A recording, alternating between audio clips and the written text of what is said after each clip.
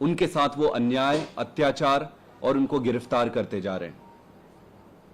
अरविंद केजरीवाल जी को फ्रॉडुलेंट तरीके से कल गिरफ्तार किया है।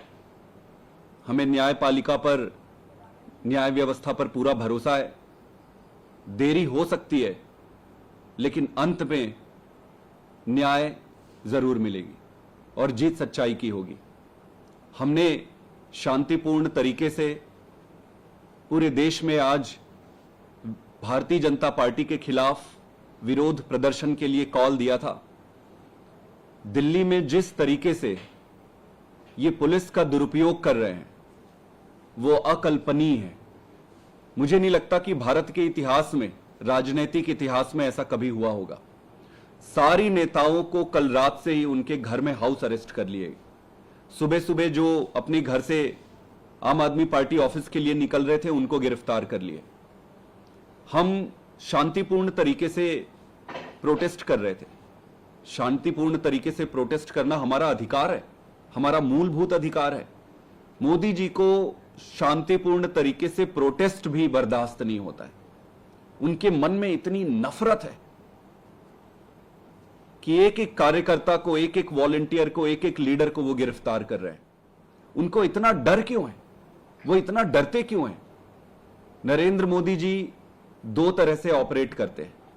ऊपर से तो वो कहते हैं कि देश में अमृत काल है, ऊपर से तो वो कहते हैं, बड़ी बड़ी बातें करते हैं, कई बारी बड़ी अच्छी अच्छी बातें करते हैं।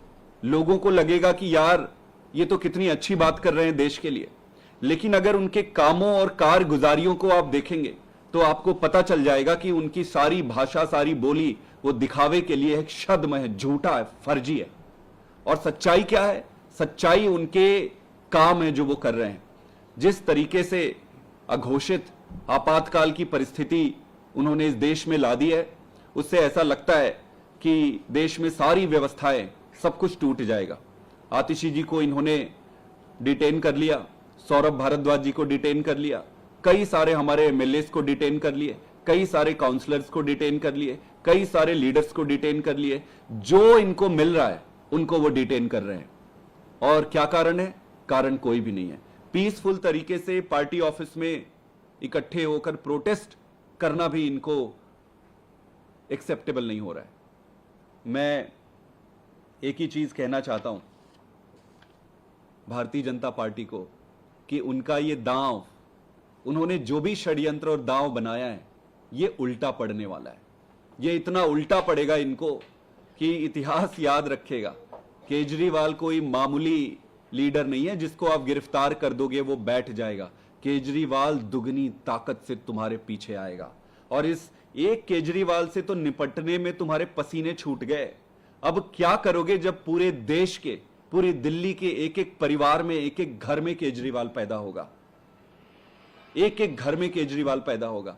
केजरीवाल जी ने दिल्ली की जनता के लिए, हर परिवार को सुखी बनाने के लिए खूब काम किए, दिन रात काम किए, एक एक परिवार की खुशी की व्यवस्था करी, उनके परिवार को खुश रखने के लिए अपना सब कुछ दांव पे न्यौछावर कर दिया।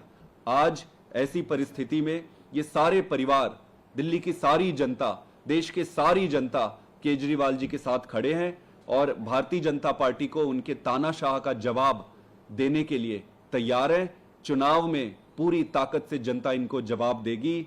मैं एक ही बात कहना चाहता हूं कि अन्याय चाहे कितना भी मजबूत दिखे, उसका अंत सुनिश्चित है। Thank you. आप लोगों ने कल विपक्षी दलों से भी, इंडिया ब्लॉक के नेताओं से भी अपील की थी कि वो लोग भी जुड़े, लेकिन आम आदमी पार्टी के अलावा कोई दिखा नहीं किसी पार्टी का प्रदर्शन। नहीं, कल कांग्रेस पार्टी की तरफ से उनके लीडर्स वहां पे आए थे। लवली जी आए थे, संदीप दीक्षित जी आए थे।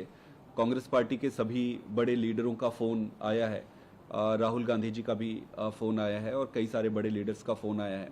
इसके अलावा सारे बड़े जो प्रमुख विपक्षी दल हैं, ममता दीदी की यहाँ पे बात हुई है, बाकी सभी जगह बात हुई है।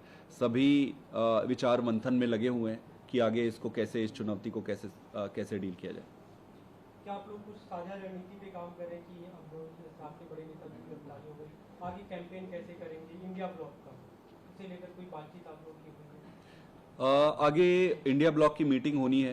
अगले 1 या 2 दिन में इंडिया ब्लॉक इस सिचुएशन को कंसिडर करते हुए एक मीटिंग करेगी और वहाँ आगे की रणनीति बनाएगी। देखिए, मोटा मोटी मैं एक चीज ये कहना चाहता हूं, ये परिस्थिति किसी एक पार्टी के खिलाफ नहीं है, ये परिस्थिति हमारे खिलाफ नहीं है, ये परिस्थिति देश के खिलाफ है। तो ये सिर्फ हमारी जिम्मेदारी नहीं है अब इस परिस्थिति से निपटने का, देश की जनता की अब जिम्मेदारी है कि ऐसी परिस्थिति में इस अघोषित आपातकाल से कैसे बाहर निकला जाए। Thank you.